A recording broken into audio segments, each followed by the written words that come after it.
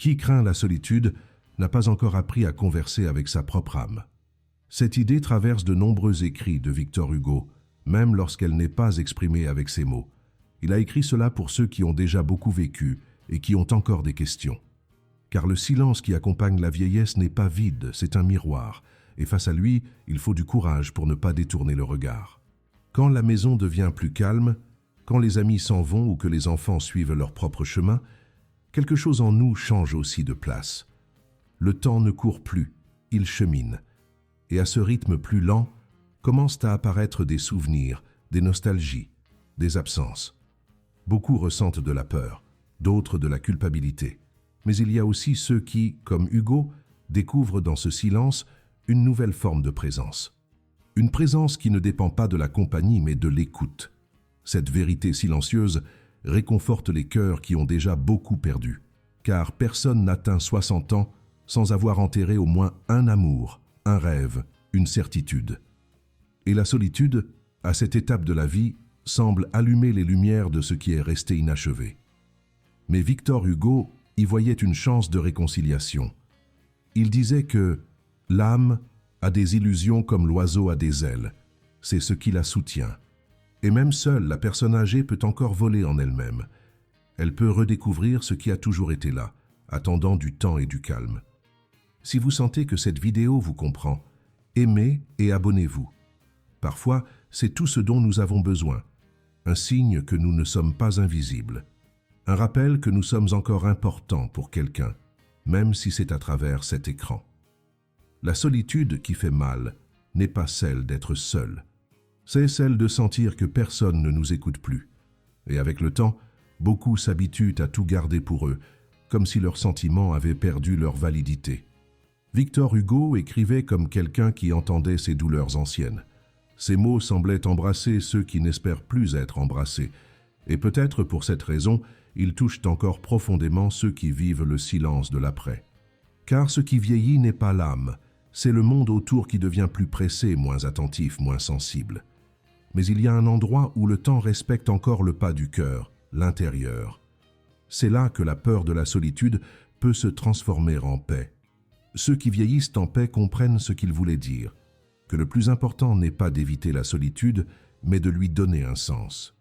La solitude peut être un sanctuaire ou une prison, selon la façon dont nous choisissons de l'habiter. Victor Hugo ne romançait pas la douleur, mais il ne la fuyait pas non plus. Il savait que les grands changements de la vie viennent souvent dans le silence, pas dans le bruit. Quand l'âme se lasse de fuir, elle commence à écouter. Et c'est à ce moment que nous pouvons entendre quelque chose de précieux, notre propre voix, dépouillée d'obligations, de masques, de hâte. La solitude, quand elle est accueillie, peut être le début d'une amitié plus profonde avec soi-même. Et il est curieux de constater que parfois, ce n'est qu'après 60 ans que nous avons le temps pour cette écoute. Avant, la vie exigeait tellement, travail, famille, factures, engagement, que nous nous oublions. Mais maintenant, dans le silence d'un après-midi quelconque, quelque chose se meut, un souvenir, un regret, une douce nostalgie. Et tout cela a besoin d'espace. Victor Hugo parlait de l'âme comme si c'était un jardin. Elle a besoin de silence pour s'épanouir. Si vous sentez que cette vidéo est faite pour vous, c'est peut-être parce que c'est le cas. Chaque mot ici porte le désir sincère de vous rappeler qu'il y a encore de la beauté, que même seul vous n'êtes pas seul. Beaucoup de personnes âgées ont honte de dire qu'elles se sentent seules. Elles pensent que c'est une faiblesse, que c'est un signe d'ingratitude pour tout ce qu'elles ont vécu.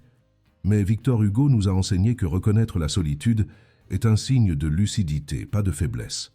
C'est regarder à l'intérieur et admettre « j'ai besoin de compagnie, mais j'ai encore plus besoin de sens ».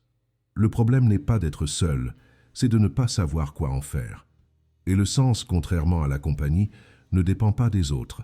Il naît de ce que nous sommes encore capables de ressentir, de percevoir, de transformer. Quand Hugo disait que être bon est facile, le difficile est d'être juste, il parlait de justice envers l'autre, mais aussi envers nous-mêmes. Il est juste de s'autoriser la tristesse, il est juste d'accueillir la fatigue, et il est juste surtout de reconnaître que le temps qu'il reste mérite d'être vécu avec vérité.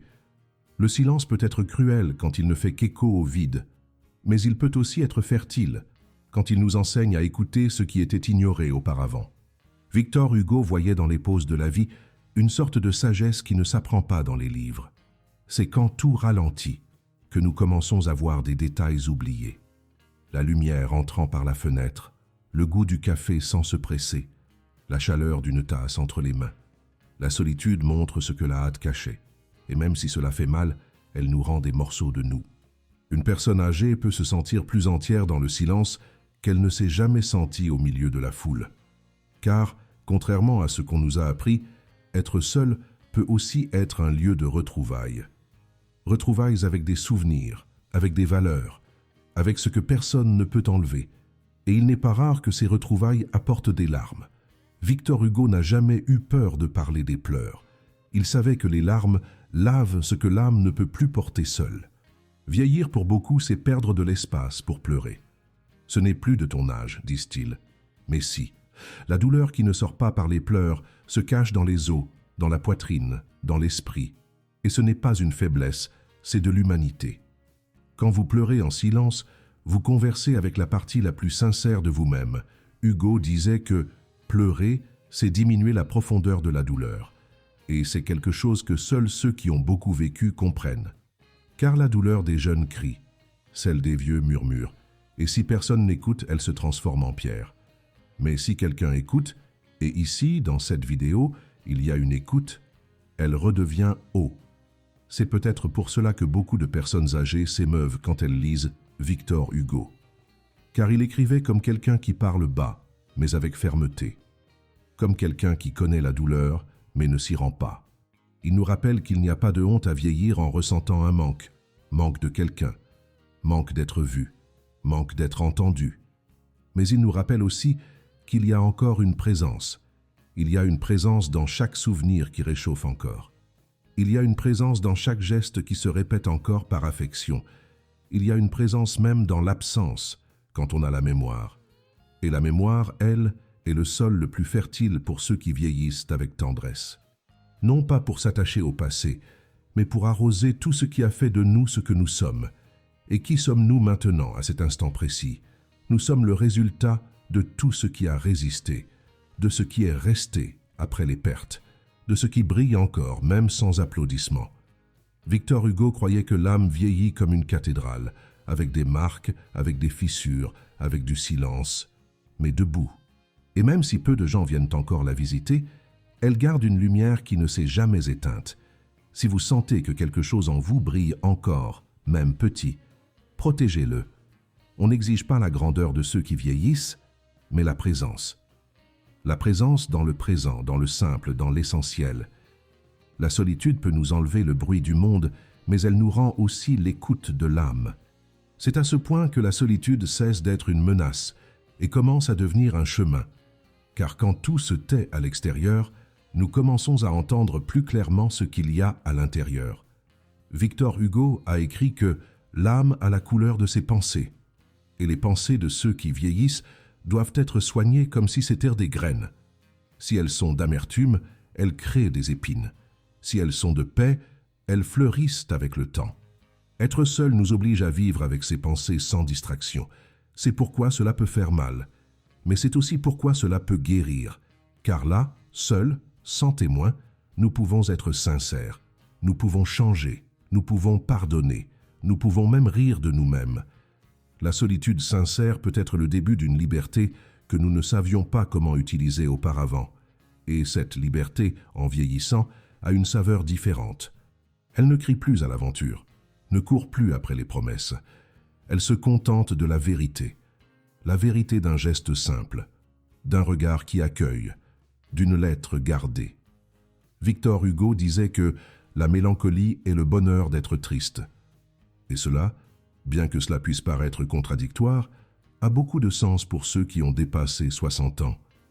Car parfois la tristesse vient avec tendresse. Elle n'envahit pas, elle visite. Et si nous la traitons bien, elle s'assoit un moment, nous montre quelque chose puis s'en va. Nous apprenons à respecter même la tristesse, à ne pas lutter contre tout ce que nous ressentons. Car la lutte constante fatigue et l'âme, avec le temps, ne veut que se reposer en paix. Combien de fois, même entouré de personnes, vous êtes-vous senti seul? ce type de solitude est encore plus cruel. Victor Hugo observait le monde avec des yeux qui voyaient l'invisible. Il voyait les oubliés, les silencieux, ceux qui ne savaient pas demander de l'aide. Et vieillir pour beaucoup, c'est devenir invisible. Les gens parlent par-dessus, décident pour nous, oublient de demander ce que nous ressentons. Mais ici, maintenant, vous êtes vus. Vous êtes entendus. Car chaque mot de cette vidéo est un rappel que votre histoire compte, que votre douleur a un nom, que votre âme a de la valeur. La solitude diminue quand quelqu'un nous reconnaît. Et cela parfois commence par une simple phrase qui arrive au bon moment. Victor Hugo croyait au pouvoir du mot comme on croit à la lumière. Même le plus petit mot, quand il est dit avec vérité, peut illuminer un cœur fatigué. Il écrivait pour toucher l'âme. Et c'est ce que nous cherchons ici. Non pas offrir des réponses toutes faites, mais allumer des lumières à l'intérieur de vous, des lumières qui montrent que vieillir peut être un acte de courage et de beauté, même avec la douleur, même avec les pertes, car il y a quelque chose de sacré dans le fait de continuer, de ne pas abandonner, de regarder encore la vie avec un peu d'espoir, même petit. C'est de la force, c'est de la sagesse. Et si vous êtes arrivé jusqu'ici, c'est parce que quelque chose en vous croit encore. Et c'est dans cette croyance silencieuse que la solitude se transforme. Elle cesse d'être un poids et devient une pause. Une pause pour regarder la vie avec plus de soin, pour se souvenir de qui vous étiez, mais aussi pour accueillir qui vous pouvez encore être. Victor Hugo disait que le plus grand bonheur de la vie est la conviction d'être aimé. Et parfois, le premier pas pour cela est de s'aimer de nouveau. Reconnaître que vous, avec tout ce que vous avez vécu, avec tout ce que vous avez surmonté, méritez cet amour, même seul, même en silence. Car l'amour n'a pas besoin de foule. Il suffit qu'il soit entier dans un seul cœur, le vôtre. La solitude révèle aussi ce qui a été oublié. Souvent, la hâte de la jeunesse nous a éloignés de petites joies. Victor Hugo écrivait sur elles avec la délicatesse de quelqu'un qui les valorisait.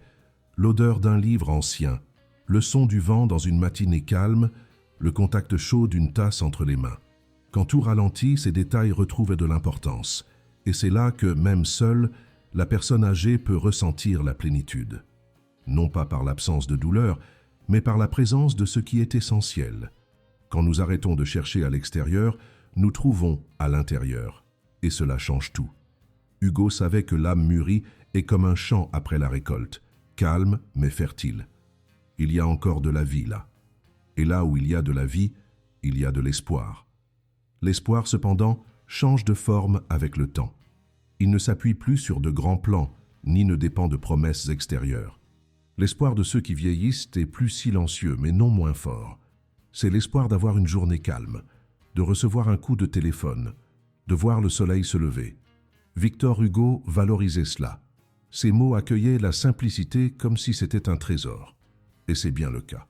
Pour ceux qui ont beaucoup vécu, il n'y a pas de plus grande richesse que la paix de l'esprit. Savoir que la journée peut se terminer par un soupir léger, sans amertume, sans reproche. C'est une victoire. C'est de la sagesse. Et la solitude, si elle est bien comprise, est le chemin vers cette paix. Car ce n'est que dans le silence que nous pouvons entendre ce qui compte vraiment. Mais il n'est pas facile d'arriver à cette écoute. Il faut traverser des ombres, faire face à des vérités, défaire des illusions. Victor Hugo n'a jamais peint l'âme avec de fausses couleurs. Il montrait sa beauté en même temps que la douleur. Vieillir, c'est cela. Accepter que certaines blessures ne se referment pas, mais ne saignent plus non plus. Nous apprenons à vivre avec elles. Et plus que cela, nous apprenons à les regarder avec tendresse, non pas comme des échecs, mais comme des marques de quelqu'un qui a aimé, combattu, perdu et continué. Si vous sentez que vous portez ces marques, sachez qu'elles ne vous diminuent pas. Elles vous révèlent. Elles montrent que vous avez survécu, que vous êtes encore là. Et cela en soi est déjà une forme de victoire. Hugo disait que souffrir, c'est avoir vécu. Et peut-être pour cela écrivait-il avec tant d'âme. Il ne craignait pas la douleur, mais il ne la glorifiait pas non plus. Il la traitait avec respect. Et c'est ce respect que nous devons avoir envers nous-mêmes maintenant. Ne pas exiger plus que ce que nous pouvons. Ne pas nous juger parce que nous ne sommes pas les mêmes qu'avant. Le corps change, l'énergie diminue, mais l'âme grandit. grandit dans le silence, grandit dans la solitude bien vécue, grandit quand nous cessons de lutter contre le temps et commençons à marcher avec lui. Le secret est peut-être là, ne pas résister à la solitude, mais converser avec elle, s'asseoir avec elle comme on rencontre une vieille amie, et écouter ce qu'elle a à dire, car parfois, ce qu'elle dit est exactement ce que nous avions besoin d'entendre, que nous avons encore de la valeur, qu'il y a encore du temps pour quelque chose de nouveau, que nous pouvons encore aimer même si c'est d'autres manières. Victor Hugo croyait en ce pouvoir de recommencer, même à la fin.